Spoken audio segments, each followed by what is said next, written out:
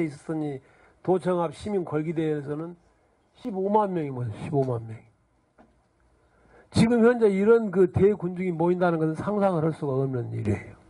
그 당시에 이 사회적인 그 에너지, 그 강한 저항의 힘들이 얼마나 뜨거웠었는가 하는 것을 여러분들이 그 정신적으로 그 느낄 수 있기를 바라는 거예요, 이게. 그것을 느낄 수 있는 사람은 그만큼 그 영혼이 이렇게 그 맑고 깨끗하게 살아있는 사람이고, 그렇지 않은 사람은 그 영혼이 탁한, 그러니까 여러분들 헤겔이라는 사람 있잖아요.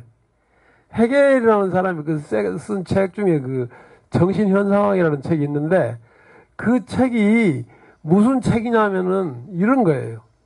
사람이 막 태어나가지고 막 태어나서부터 이렇게 쭉 커나가면서 어떻게 정신이 나중에 이렇게 그 무슨 추상적인 뭐 이성적인 정신으로 발전해 나가느냐 하는 그 문제를 설명한 거예요. 그 정신현상학이라는 것이.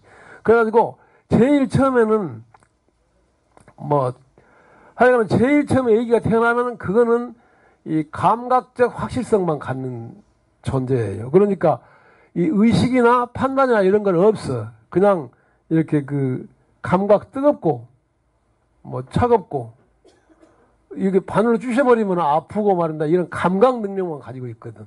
그런데 그러한 그 감각 능력이 이렇게 감각적인 존재로부터 점점 성장해 가지고 그 다음에 이제 자기 의식을 갖게 된다고 생각해요. 자기 의식, 자아 의식.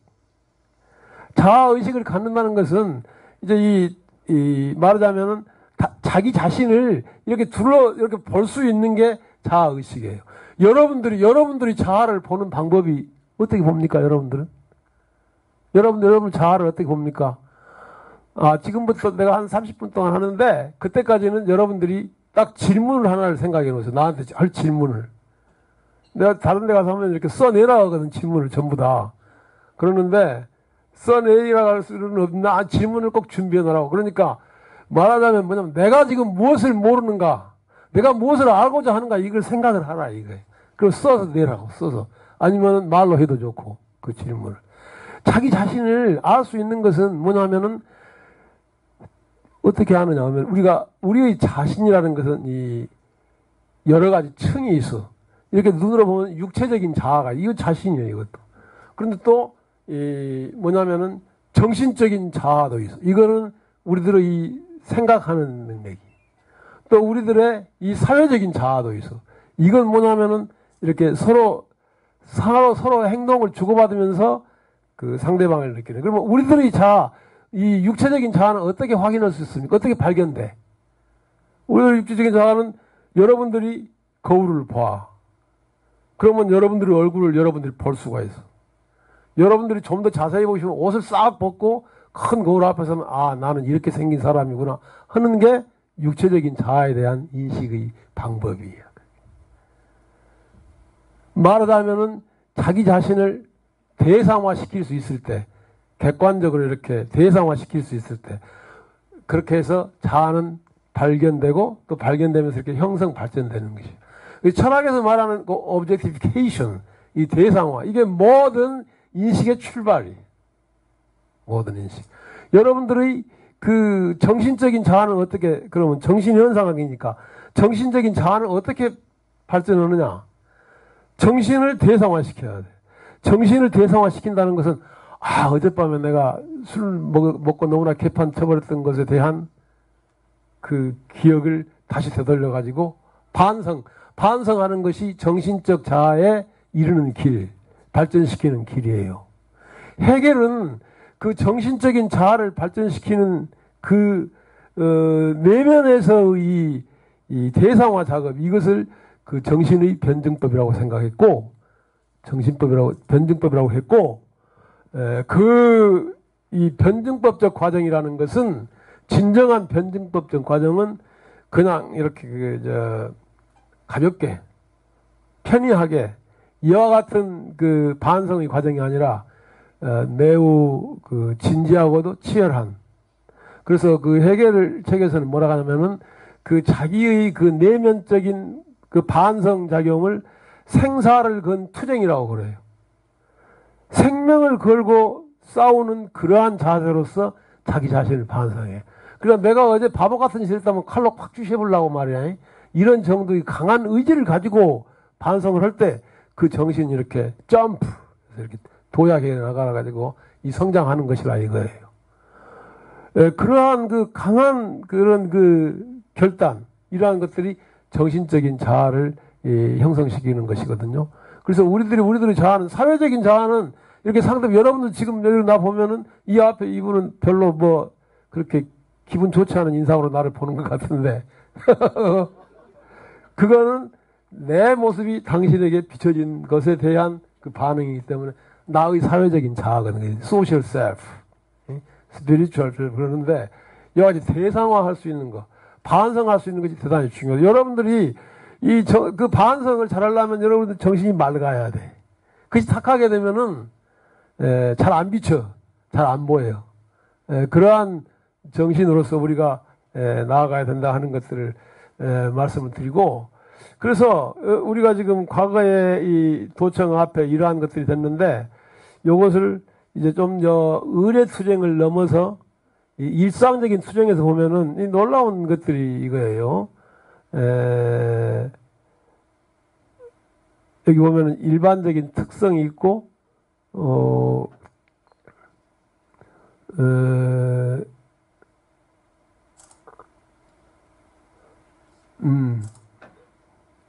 요걸 종합적으로 보면은 우리가 20년 동안 싸워온 과정들을 보면은 정부가 어떻게 했느냐.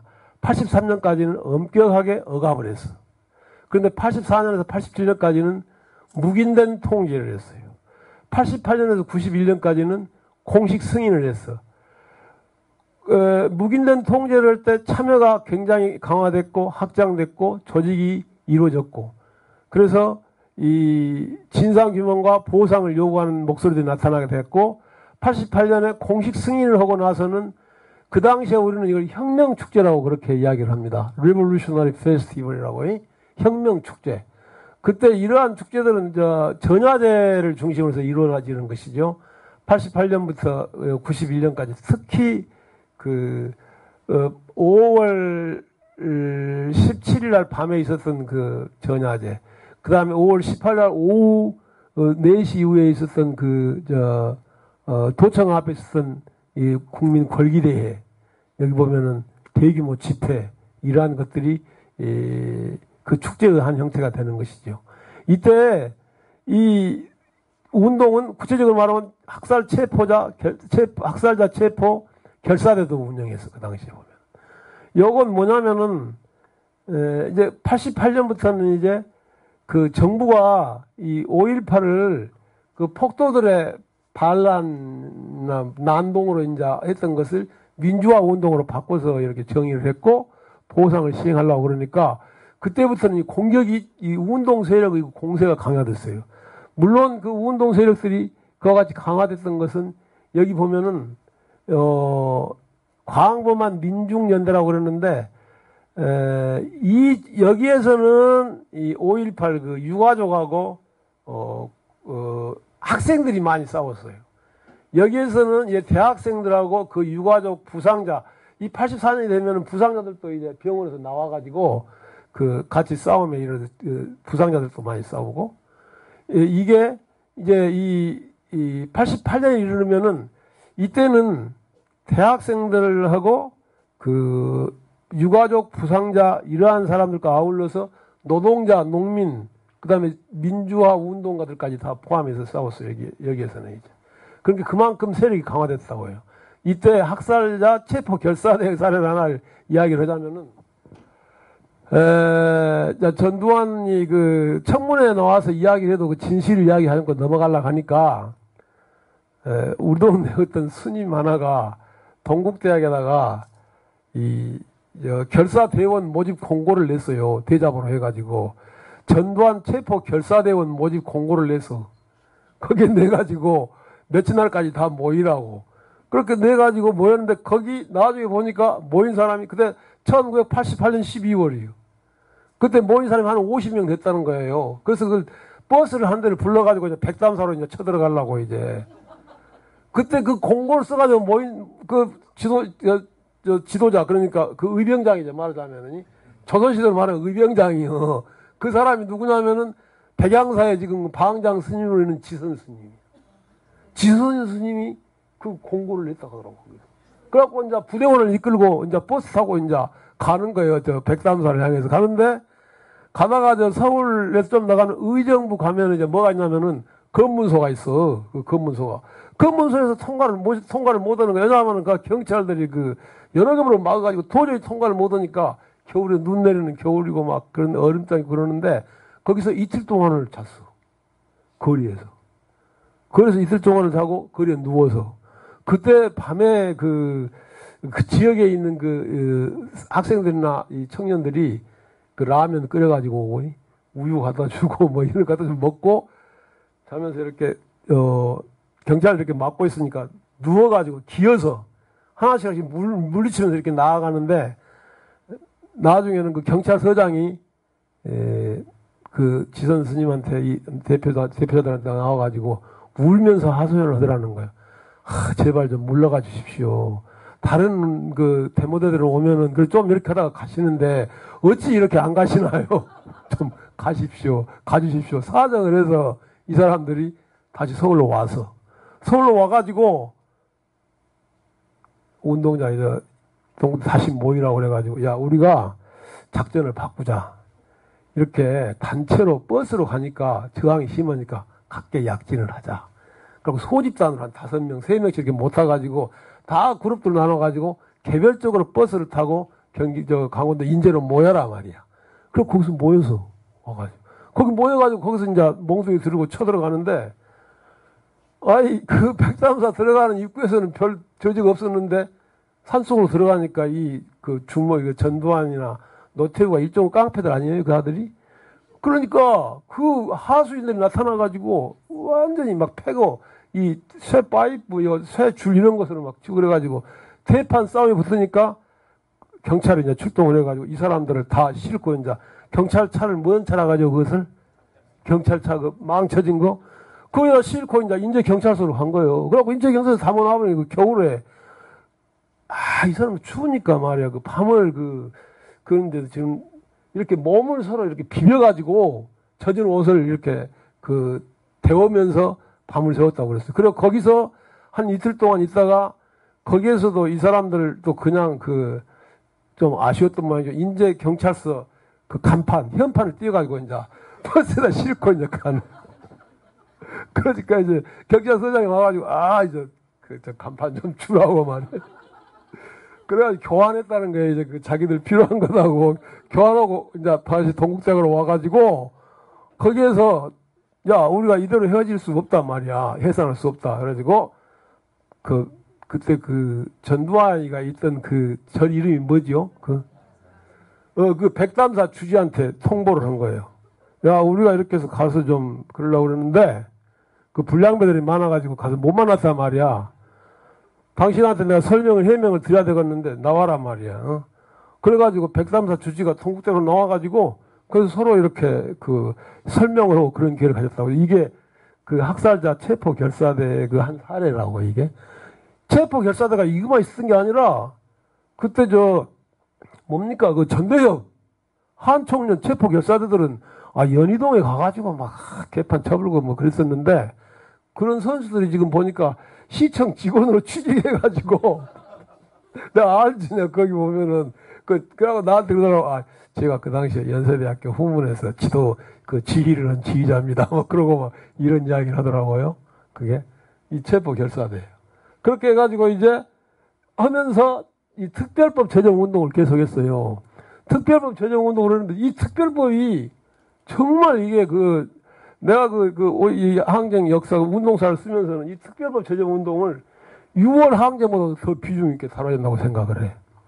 특별법 제정 운동하고 1987년 6월 항쟁하고 한국에 1948년에 이어서 46년에 대구 10월 1일 대구에 인민항쟁이 있었고 48년 제주에 4.3 항쟁이 있었고 1979년 부산에서 부마 항쟁이 있었고 80년 광주 항쟁이 있었고 87년에 6월 하항쟁이 있었고, 그 다음에 94년 5년에 91년에 강경대 그 5월 투쟁이 있었고 94년 5월에 그 5.18 특별법 제정 운동이 있었는데 이거 이제 하항쟁이 한 6, 7개의 근대 한 50년 동안 있었는데 이 중에서 성공한 항쟁이 어떤 항쟁이면 6월 항쟁하고 그 특별법 제정 운동이에요. 그 당시 6월 항쟁에서는 전두환이 몰아내고 헌법 개정해가지고 직선제 했으니까 부분적으로 성공했다고 볼 수 있어. 특별법 제정 운동을 해가지고 특별법 제정해가지고는 대통령 2명 그 전두환 노태우를 학사자로 해가지고 반란죄 수괴자로 해서 그 처벌을 하고 그 당시 이 폭도로 되어 있던 사람이 민주화 유공자가 되고 그날이 국가기념일이 되고 여러 기념시설이 지금도 이루어지고 전 세계적으로 세계 문화유산으로까지 평가를 받고 그렇기 때문에 성공한 혁명이에요. 5.18 이 5월 운동도. 그런데 이 당시에 그럼 특별법 제정 운동이 이것도 뭐 그대로 어떠냐 이렇게 우리가 이렇게 이야기하지만 쉽게 된 거예요. 그때 특별법 제정 운동을 하는데 특별법을 만들 때 무슨 비자금 사건이 있었잖아요. 그 노태우 비자금 사건 2,800억인가. 그리고 전두환이도 뭐 2,500억인가 비자금 사건 폭로해가지고 그때 김영삼 대통령 때 이렇게 그 특별법을 제정하라고 지시를 해서 제정했는데 문제는 특별법을 제정하고 나서 이제 재판을 했냐 그 법에 따라서. 그럼 거기서 이제 전두환, 노태우, 미아 뭐 열 몇 명이 이제 그 국가 반란, 내란죄로 고소되고 재판을 하는데 오늘 연락이 왔다고 하고 내가 그때 이제 나도 이제 그 학교에 있으니까 학교로 연락이 와가지고 그때 그 서울에서 5.18 재판에 그 재판장이 누구였냐면은 김영일 그 부장판사였고 그때 그 주임 검사가 누구냐면 김상희라고 그 나중에 법무부 차관인가 했던 그 친구가 검사였는데 그 검사한테서 연락이 온 거예요. 도저히 재판을 못 하겠다고. 전두환 노태우가 한 열 몇 명이 피고인들이 이렇게 해가지고 단죄를 해야 되는데 이 아들이 너무나 거센 애들이기 때문에 전두환이 이렇게 딱 법정에 죄수복 입었지만 들어오면서 당당하게 들어오고 노태우는 또 뒤에서 웃으면서 손 흔들고 들어오고 막 그 밑에 이제 그 방청석이 꼭 요 정도나 된다고 내가 갔었거든요. 거기 방청석에를. 이 정도에 80명, 160명이 되는데 80명을 외부 방청석한테 그때 이렇게 배당을 했어요.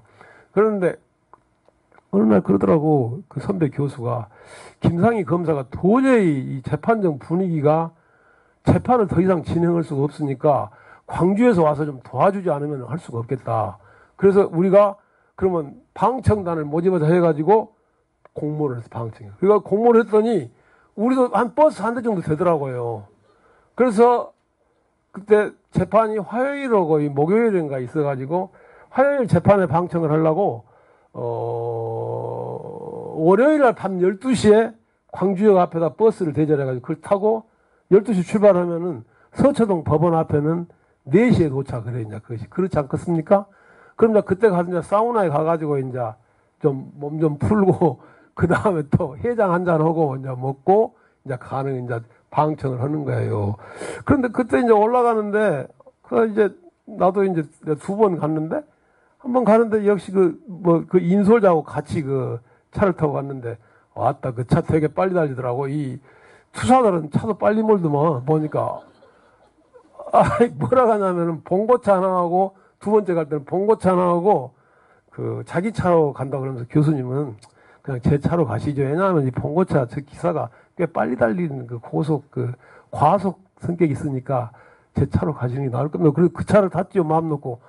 그런데 이 친구 그 체로키 그 트럭이 뭡니까 찝인데 봉고차가 더 빨리 가보라 이제 그래가지고 쫄아가지고 내가 가는데 가면서 이야기를 하는데 그러는 거예요. 그 전에 갔더니 재판을 하는 날이 이제 내일 기휴. 그러니까 오늘 저녁에 이제 인솔 책임자로 먼저 하루 전에 와가지고 그 재판장 앞에 그 서초동 법원 앞에서 이 입장 준비를 하려고 거기로 오니까 벌써 몇십 명이 이렇게 쫙 줄을 서 있더래요. 아주 건장한 이 체구들로 해가지고 그 주먹패들이. 그래가지고는 이렇게 쫙 줄을 서가지고 그 침낭 가지고 딱 있어. 거기서 이제 철야하려고. 그렇게 해서 이렇게 쭉 지나가면서 이렇게 지나가니까 그 누워서 이렇게 있는 애들이 뭐라 그러냐면은 그 인솔자가 누구냐면은 신모씨라 해가지고 부상자의 회장이었 그 당시. 그런데 이 친구가 그 부상을 당해가지고 다리가 하나는 짧고 하나는 길어요. 왜냐면요. 총 맞아가지고 이렇게 하니까 그래가지고 이렇게 좀 절름발이로 이렇게 걸어가는데 그걸 보고 그 건달표가 저 자식은 다리 병신이고 하나는 짧고 하나는 길고 뭐 하려고 광주가 있지 여기까지 왔는가 모르겠다 그렇게 이러는 거 들어버렸어요. 들어가지고 내려가가지고는 그 자기가 타고 온 그 차에서 요 등산용 도끼를 딱 꺼내가지고 그때 그 후배를 하나 데리고 왔대. 자기 저 젊은 애를 이제. 그래서 내가 지금 가가지고 10분 후에도 아무 연락이 없으면은 서초경찰서로 바로 연락을 해가지고 사고 신고를 해라 말이야. 그러고 딱 갔어요. 가가지고 그 12월이니까 겨울 그때도 추울 때예요. 그러니까 이렇게 그 긴 외투를 입으니까 뒤에다가 이렇게 그 등산용 도끼를 딱 가지고 가가지고 아까 그 자리 가가지고 야, 아까 어떤 놈이 나한테 욕했냐고 그러니까 이렇게 하면서 이렇게 하니까 그걸 가지고 그대로 찍어버렸다는 거야. 그대로 찍어버리니까 얘들도 이제 그 선수들이기 때문에 팍 이렇게 피했는데 여기가 찍혀버렸다는 거야. 여기가. 그래가지고 옛날에 그 깨고락지 보면 이렇게 딱 썰는 거 있잖아요. 그렇게 썰어보니까 이 폭력배들이 수십 명이 그래서 이제 그렇게 찍어놓고 나서 다 죽여버리겠다고 말이야. 다 덤비라고. 이렇게 그러니까 얘들이 전부 그거 네 발 이렇게 들고 전부 도망갔다는 거예요. 그래서 그러고 나서 그 안기부 직원 거기 나와서 송재현 놈한테 입장 순서를 이제 정하자 해가지고 야, 이거 당연히 광주의 5.18 재판인데 광주에서 온 사람이 우선순위를 가져야 되지 않느냐 해가지고 1번부터 30번까지는 광주. 그 다음에 30번부터 이제 뭐 50번까지는 정승화 패예요. 전두환이. 그 정승화가 그때 전두환이한테 당해본 친구 아니에요. 그런데 내가 그때 가보니까 재판장이 아주 살벌해. 전부 막 별자리들이 막 수십 명이 있는데 양쪽으로 딱 갈라져 있어. 전두환 노태우 패거리들하고 정승화랑 이 패거리들이 갈라가지고 막 눈으로 막 흘기고 막 그러게 있다고 그 친구들이. 그래가지고 그런 속에서 재판을 해가지고 특별법이 결정이 된 거예요. 그 당시. 그러니까 역사라는 게 우리들이 일상적으로 생각하는 것보다는 훨씬 더 진하다는 거. 그래서 인간이 역사를 만들려면 훨씬 더 강해야하다는 거, 독해야 된다는 거. 도끼를 휘두를 수 있을 정도가 되어야만이. 왜 그러시오? 그렇게 해가지고 이 특별법이 만들어져 가지고 재판을 해서 다 집어넣고 기념비 세우고 뭐 지금 요 건물도 지금 5.18 교육관 아니요 이거. 그래 이제 이렇게 해서 이제 그 승리한 역사를 우리가 만들었다 이거예요. 광주가. 왜 우리를 패배한 역사라고 할 수가 있느냐 이거예요. 우리가 얼마나 참 그 정의를 위한 아주 빛나고 명예로운 그 역사를 가지고 있는 것이고 그만큼 그에 따라서는 당당함을 가지고 있어야 되는데 우동 사람들 그렇지를 못해. 우리 광주 전남 사람들. 오히려 참 부끄럽게 해야 될 것은 전두환, 박정희, 뭐 노태우 이런 인간들이 사실은 그 평가를 받고 또 단죄를 받고 그랬잖아요. 또 미형대로 못 살고 이렇게 그런데도 불구하고 그 친구들은 오히려 그렇지 않아. 그래서 문제는 그들의 문제가 아니라 우리들이 역사를 스스로 다시 좀 강하게 인식을 하고 모두가 다 그와 같은 의병장이 될 수는 없지만 나름대로 노력을 해서 그러한 것들을 지켜나가자 하는 것이 제가 사실은 이 강의 중에서 말씀을 드리고자 하는 문제들이라고요. 이런 것들은 이제 그 내용들을 우리가 하나씩 이야기를 한 것이 되겠고, 요거는 이제 그 사진이죠. 여기요. 이 사람이 누군 줄 아시오? 여기요. 여기하고. 이 사람은 오늘 아침에 보니까 그 문흥 대통령 중에서 보니까 이 사람도 아주 높은 등수에 있더라고요. 거기 보니까. 그래. 그래서 우리가 승리한 항쟁 역사의 주역으로서 무엇이 성공을 하게 만들었냐면 희생자의 부름, 살아남은 자의 부끄러움이 후속 투쟁의 효소, 엔자임, 그 효소가 됐다. 여러분들 효소 좋아하시죠? 효소 많이 먹죠? 예, 그 약이 될 겁니다. 그게 아마 그게. 그 다음에 운동하기가 힘들어요. 굉장히 힘들어. 여러분들 말입니다. 지금 저 유가족 부상자, 구속자들, 이 사람들, 살아있는 사람들, 그 사람들이 81년, 82년, 83년, 84년까지 특히 이때까지 그 사람들이 살아온 인생을 말로 할 수가 없어요. 제가 그 책 써놓은 건데, 그 광주 항쟁 부활의 역사라는 책이 있어요. 한울사에서 나온 거. 그 하나씩 내가 쓴 것이거든요, 그게. 그런데 한번 그거 보시면은, 거기서 내가 그런 이야기, 얼마나, 이 사람들이 힘들게 그 인생을 살아왔는가. 여기 보면은, 남편이 이제 투사가 되면 할 수 없죠, 이제. 부인은, 남자들보다 더 잘 싸웠어요. 전라도 여기 광주 항쟁 이후로 우리 광주의 이 5월 운동에서 그 여성들이 그 투쟁력이라는 것이. 그런데 이 사람들이 지칠 때 이 의례 투쟁, 서로 모여서 노래 부르고 춤추고 술 마시고 이러면서 그 힘을 많이 이렇게 재생산해 왔다 하는 거. 아까 말했던 님을 위한 행진곡이나 이런 거 집회나 이런 것들을 통해서. 그리고 이 의례 투쟁이 그래서 상승적으로 이 효과, 운동의 힘을 끊임없이 재생산해 왔고, 우리 지금 내가 그 결론에서 그래서 이번에 3년 20세기 광주 전남 사회운동사의 그 결론에서 뭐냐면은, 운동이 성공하려면은 연대를 확장시켜야 돼. 부분적인 집단으로는 안 돼. 광주의 20년 5월 운동 승리의 역사를 보면은 제일 처음에 소집단으로 출발해가지고 그 다음에 개별 단체가 중심되어 하다가 그 다음에 대학생, 노동자, 농민, 지식인의 그 민중연대로 운동 세력이 형성되었다가 마지막에 특별법 제정 운동을 할 때는 시민들까지 전부 참여해서 그 당시에 특별법 제정 운동할 때는 전국 이발소 이용사 협회 회장 전국의 당구장 협회 회장 이런 사람들도 그때 참여했어요. 그 당시. 그래서 운동이 이 시대에 오늘 아침에 신문에 여러 가지 이야기들이 많이 있는데 운동이 성공하려면은 연대의 참여의 폭을 넓혀야 된다 하는 거예요. 이게. 그리고 이러한 역사적인 사실 속에서 우리는 광주 정신이라는 것을 우리가 몇 가지를 이렇게 요약해서 추리자면은 첫째는 이 용기, 저항의 용기. 그것은 무슨 저항이냐 하면은 이 정의를 위한 저항의 용기가 있을 때 용기가 하나의 광주 정신의 중요한 핵이 되는 것이고 또 이 현상적으로는 이웃 사랑의 공동체. 이게 지난번에 내가 외국인들 외국 사람이 쓴 것을 출판 기념회를 했어요.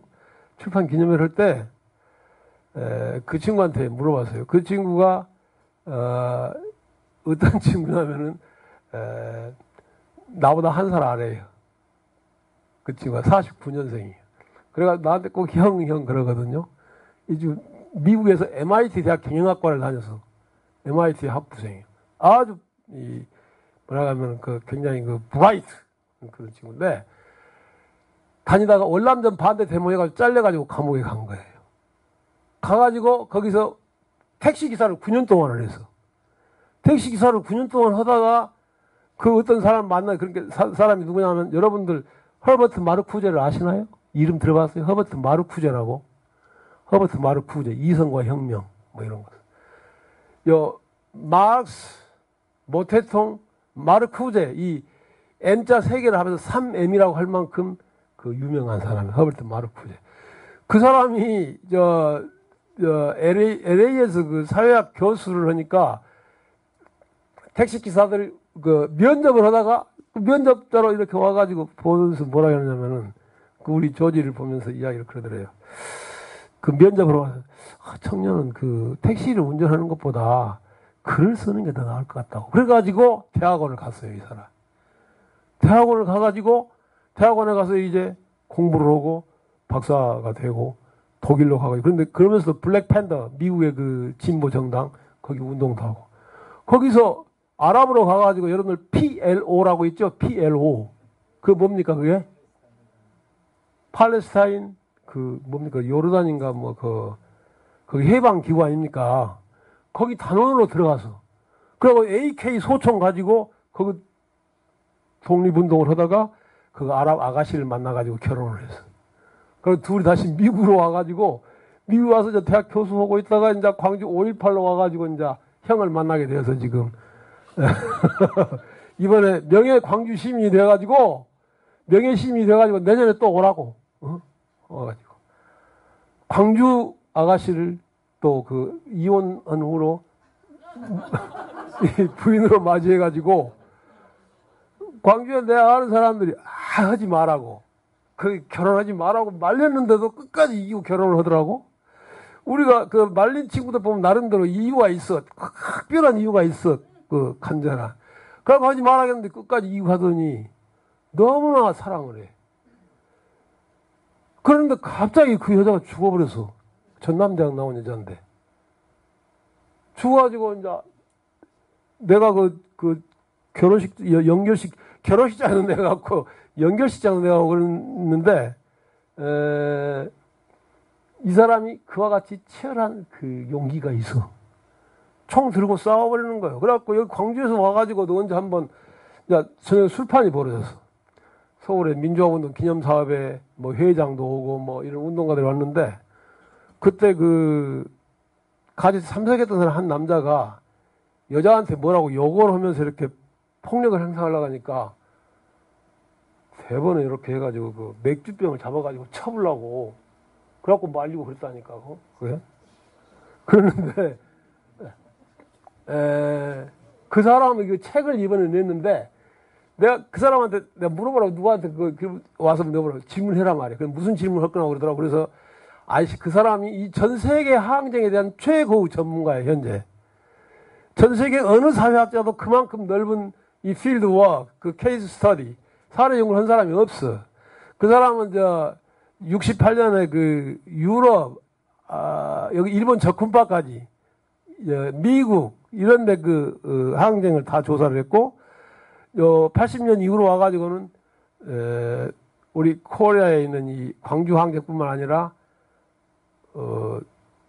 방콕, 필리핀의 80년 인민항쟁, 88년 버마의 민주화 운동, 92년 방콕의 또 5월 항쟁, 또 인도네시아 97년, 89년 북경 천안문 사건, 이거 전부 조사했거든. 그래서 내가 그런 항쟁들하고 광주 항쟁하고 차이가 뭐냐를 물어봐라 그랬더니 딱 물어보니까 뭐라 하느냐 하면은 그 답이 자기가 전 세계의 모든 항쟁들을 이렇게 다 조사를 했는데 뭐냐면은 광주 항쟁만큼 시민이 전체적으로 참여해가지고 서로 이렇게 갈등 안 하고 강력한 공동체를 형성한 사례가 없더라, 이것이. 그게. 이 사람이, 맞아. 이게 내 동생이거든, 여기가. 그 광주 항쟁이 가는 특징이 그것이더라, 이것이. 그리고 우리들이 공동체는 지금은 우리들이 막 싸우고 막 그러잖아요. 그래서 내가 지금 먼저 또 뭐라고 한번 하려고 그러는데, 광주는 어떤 그 국면이 되면 그와 같이 그 누구도 흉내낼 수 없는 강한 공동체의 그 영혼이 깃들어 있다. 이것이. 우리들의 영혼에 그것이 있다고. 그걸 우리가 믿자고. 그래가지고 나중에 필요할 때 그런 정신을 실천하자고. 그렇게 해서 광주 정신을 계속 빛내자고 말이에요. 이게 광주 정신이다 하는 거예요. 그래서 이런 정신들을 우리가 자산으로 삼아서 이제는 우리 지난 세월 한국의 역사가 마한 이전에 BC 300년 전부터 이렇게 쭉 내려온 2000년, 3000년의 역사에서 전라도가 그동안에 참 굉장히 거의 아프고 힘든 세월을 역사를 가지고 있어 왔지만은 적어도 20세기 100년의 역사에서는 우리 전라도가 한국의 역사, 더 나아가서는 아시아 이 민주주의와 정의를 지키는 역사에서는 가장 선도적인 그런 그 공로자이다 말이야. 빛나는 역사의 주역이다. 우리가 그 주인으로서 스스로 그 주인임을 자각하고 거기서 자긍심을 가지고 앞으로 그런 인식에서 세상을 살아나가자 이것이지. 어떻습니까? 오케이. 그러면 이것을 끝. 지금부터 나한테 질문을 하라고 해요. 질문. 그게 돼. 질문을 잘해야 돼. 투사가 되려면 질문을 잘해야 돼. 역사를 만들려면 질문을 잘해야 된다. 이것이 역사를 만들다. 이제 또 안 하면 시켜버려.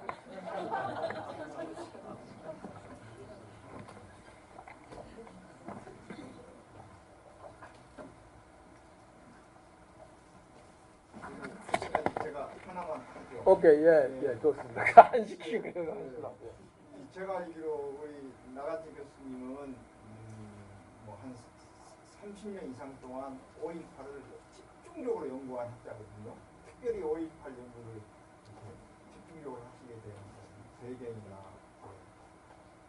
그러니까 살아보니까 계획된 것은 아니었습니다, 사실은. 그런데 하다 보니까 그렇게 되는 것으로 생각합니다. 여러분들 이 삶이라는 거, 인생이라는 게 굉장히 의외의 요소가 많이 있어요. 그래서 그러한 그 순간들 속에서 이렇게 삶을 쌓아져 나가는 것이 아닌가 하는 생각을 해요. 그때 중요한 게 뭐냐면 어떤 사람을 만나느냐 이게 중요하더만. 누구를 어떤 사람을 만나느냐. 그래서 쓸만한 사람을 만나게 되면은 그 길로 잘 나아가서 성공을 좀 이루는 것이 있게 되고 그걸 잘 지켜나가는 것이 중요하다고 생각하고 저는 사실은 5.18 연구를 나 그전에 대학 교수 하면서 공부 안 하려고 작심을 한 사람이에요. 난 딱 1년에 논문 한 편씩 의무 논문 한 편씩 쓰고 말아보려고 했거든. 그런데 이 친구가 그 신좌파의 상상력이라는 책을 썼는데 한국 사람이 번역을 해서 영어로 쓴 거예요. 그리고 출판을 해서 그게 베스트셀러가 된 한국에서. 그러니까 출판에 초청을 했어. 1999년, 2000년 초에 99년. 그래가지고 서울 나가지고 80년 5.18 이야기를 듣고 광주를 왔는데 그때 제가 그 5.18 연구 소장을 했어요. 그래갖고 나를 만나게 됐어요. 그럼 그 다음부터는 자기가 5.18이 진짜 좋은 항쟁이라고. 그런데 이 항쟁이 전 세계 어느 항쟁보다도 더 지 이론에 딱 맞는 항쟁이에요.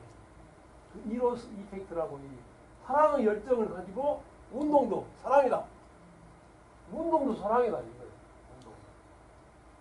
그 에릭 프롬. 그래서 이 친구는 그런데 영어밖에 몰라. 그런데 자기가 연구를 하겠다고 좋다. 이건 내가 그 5.18 연구소에서 이 비지팅 스칼라에 방문학교를 초청을 해가지고 1년 동안 와서 있도록 해가지고 내 연구를 쓰라고 줬어.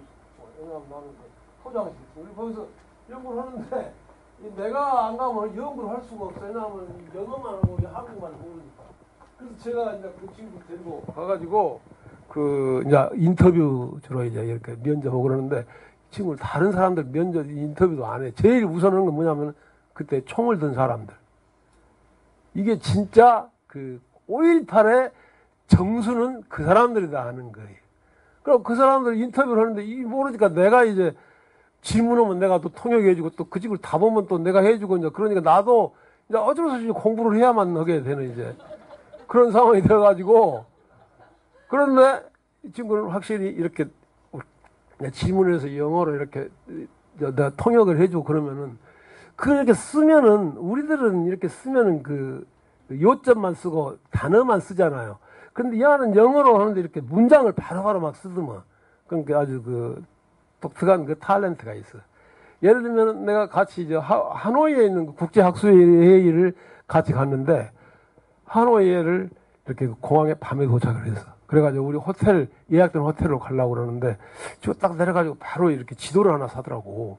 지도를 사더니 우리 호텔을 딱 표시를 해요. 거기 이제 이 호텔이기도 하고 그러는데 그리고 이제 택시를 탔어 공항에. 택시를 타가지고 택시가 밤에 가는데 택시한테 딱 해가지고 거리 가지 말고 이리 가라고. 또 이래갖고 요리 가라고. 독서법에 도사더만 내가 보니까.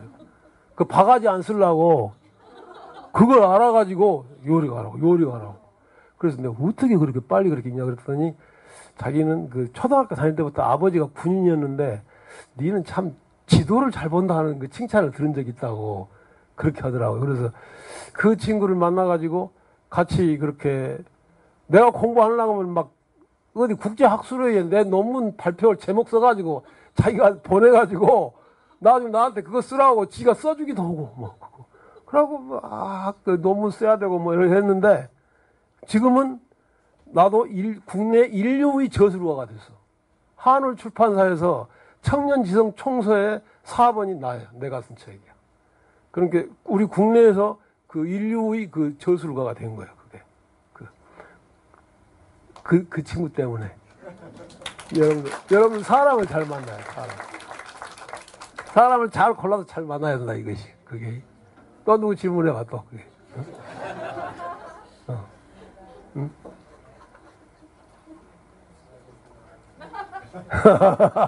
오케이 그러면 오케이. 예, 여러분들 잊지 마시고 때로 생각하면서 우리가 이 동네를 한번 잘 만들어 가보자고. 새로운 깃발, 정의의 깃발을 세워서 우리가 21세기 의병이 되자고. 의병이 되자고. 오케이, 감사합니다. 네.